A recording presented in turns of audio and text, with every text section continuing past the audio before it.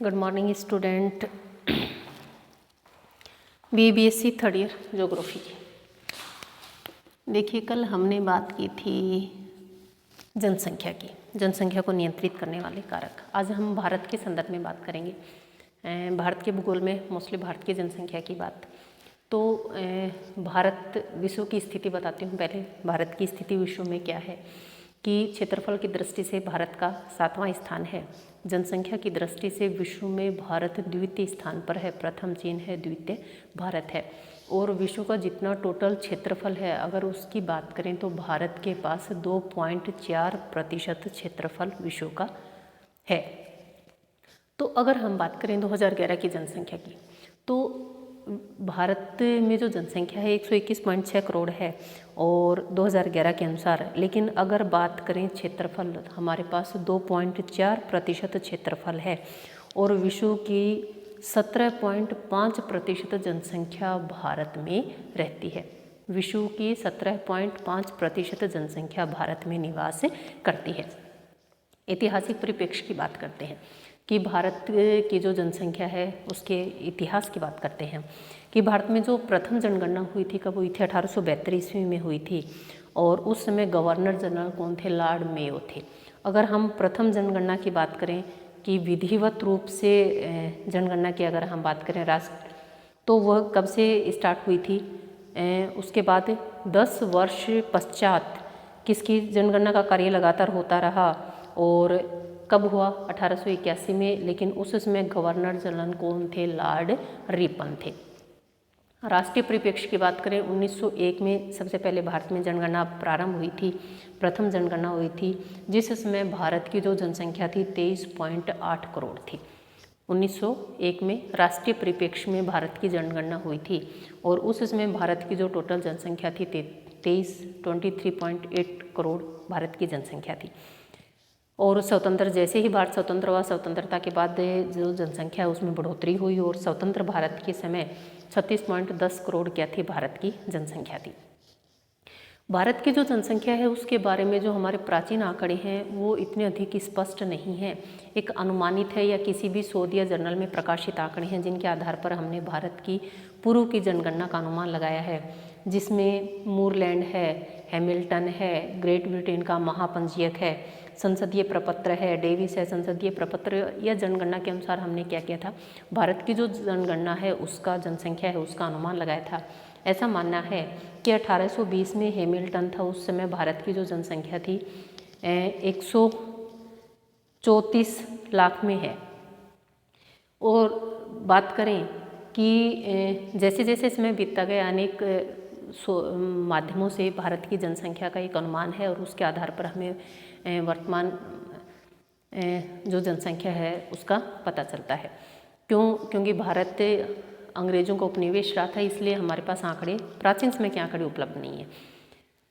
तो 1900 अगर हम एक की बात करें, 19वीं शताब्दी की बात करेंगे पहले। तो 19वीं शताब्दी की अगर हम बात करें कि उस समय क्या था? 19वीं शताब्दी में भारत में जन्म दर और मृत्यु दर दोनों क्या थी? उच्चतम थी। जन्म दर भी अधिक थी और मृत्यु दर भी अधिक थी, जिसके कारण जनसंख्या में अधिक बढ़ोतरी दर्ज नहीं होती थी। ज़्यादा पैदा होते थे तो ज़्यादा मरते भी थे, इसलिए जनसंख्या में अधिक बढ़ोतरी दर्ज नहीं हुई। लेकिन बहुत सारे ऐसे कारक थे, जैसे जनसंख्या वृद्धि में युद्ध है, संक्रामक रोग है, अकाल है, उसके कारण क्या आता रहता था? अचानक से उतार चढ़ाव या आकस्मिक उतार चढ़ाव आता रहता था। भारत की जनसंख्या की बात करें 19वीं शताब्दी के उत्तरार्ध में, 1960 के आसपास की बात करें, शांति और राजनीतिक स्थिरता रही, जिसके कारण भारत की जनसंख्या में निरंतर वृद्धि होती गई। 20वीं शताब्दी से पूर्व की अगर हम बात करें, भारत की जो जनसंख्या वृद्धि थी अभूतपूर्व थी, चिंताजनक रही थी।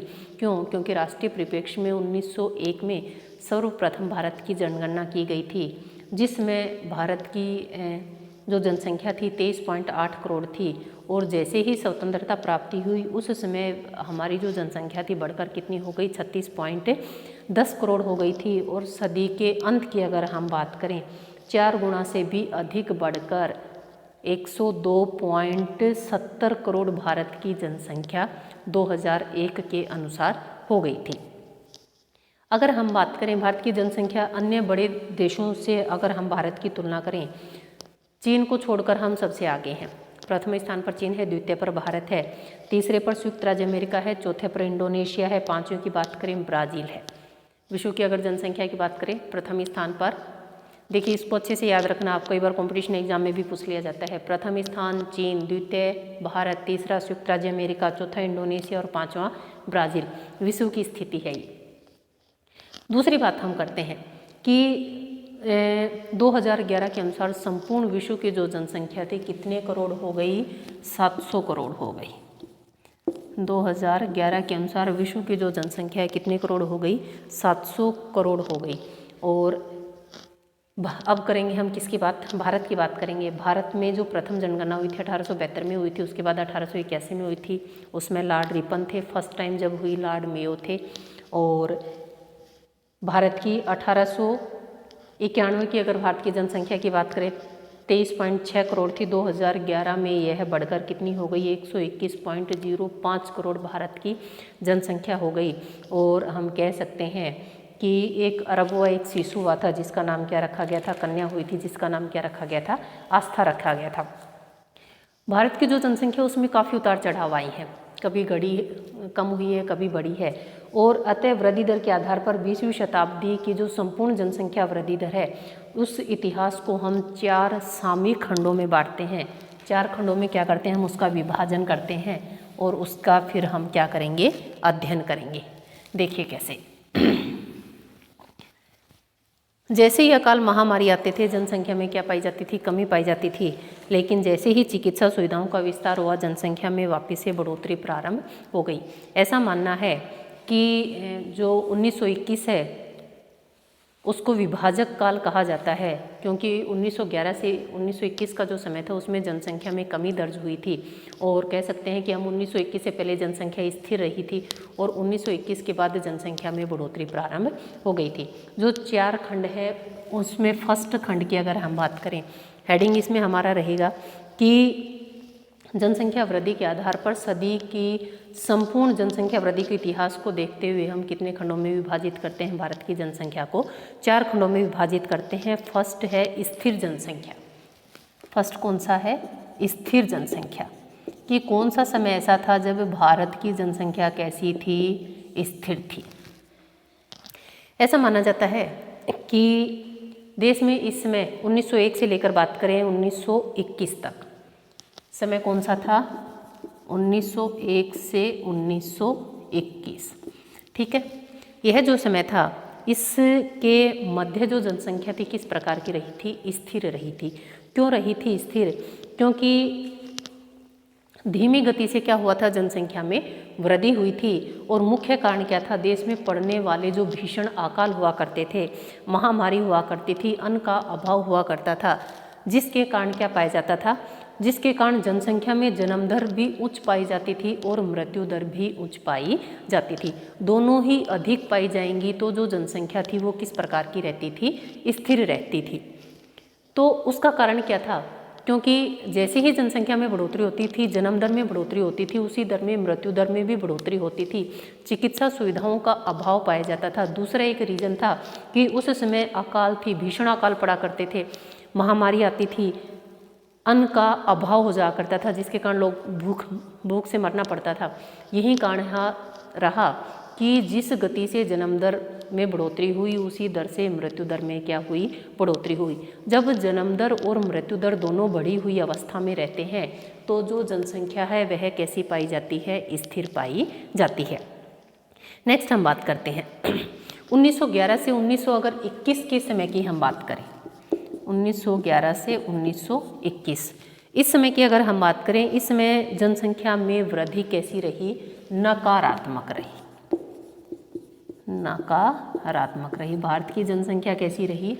नकारात्मक रही। एक रीजन इसका कारण क्या था? प्रथम विश्व युद्ध भी इसका कारण था। 1914 से 1918 और भारत ने भी इसमें भाग लिया था, जिसके कारण भी भारत की जनसंख्या पर इसका क्या प्रभाव पड़ा, नकारात्मक प्रभाव पड़ा। और 1911 से 1921 के बीच में जनसंख्या की जो वृद्धि थी नकारात्मक थी। नकारात्मक का अर्थ होता है जितनी जनसंख्या थी वर्तमान समय में उतनी भी नहीं रही, पहले जितनी जनसंख्या थी वर्तमान में उतनी भी नहीं रही। 20वीं शताब्दी के प्रथम दशक की बात करें उसमें प्लेग आ गया, दूसरे दशक की बात करें इन्फ्लुएंजा आ गया, जिसकी वजह से देश के एक बहुत बड़े भाग में महामारी फैल गई, जिसके कारण बहुत सारी जो जनसंख्या थी महामारी के रूप में फैल गई और जिससे क्या हुई, जनसंख्या प्रभावित हुई। ऐसा मानना है कि 1918 से और 1919 के बीच केवल इन्फ्लुएंजा से 1.5 करोड़ व्यक्ति जो भारत के थे वो क्या हो गए, मृत्यु को प्राप्त हो गए। इतनी अधिक महामारी के रूप में इन्फ्लुएंजा फैला कि 1918 और 19 की अगर हम बात करें तो भारत के कम से कम 1 से 1.5 लाख जो व्यक्ति हैं उन्होंने क्या किया, वो क्या हो गए, अकाल मृत्यु को उनकी अकाल मृत्यु हो गई। इतनी महामारी के रूप में फैला इन्फ्लुएंजा 1918 और 19 के मध्य, और एक प्रथम विश्व युद्ध चल रहा था उस समय। तो ये 2 कारण ऐसे थे जिसके कारण भारत की जो जनसंख्या वृद्धि थी वो किस प्रकार की रही, नकारात्मक रही। इसलिए हमने क्या कहा कि जो स्थिर जनसंख्या 1901 से 1921 तक की जो जनसंख्या थी उस समय क्या रही, स्थिर जनसंख्या रही, क्योंकि जन्म दर और मृत्यु दर दोनों ही क्या पाए जाते थे, अधिक पाए जाते थे। सेकंड पॉइंट करते हैं। सेकंड पॉइंट डालना कि धीमी गति से बढ़ती जनसंख्या। सेकंड पॉइंट हम लिखेंगे धीमी गति से बढ़ती जनसंख्या। इसमें क्या हुआ कि जो जनसंख्या की बढ़ोतरी थी वह धीमी गति से हुई।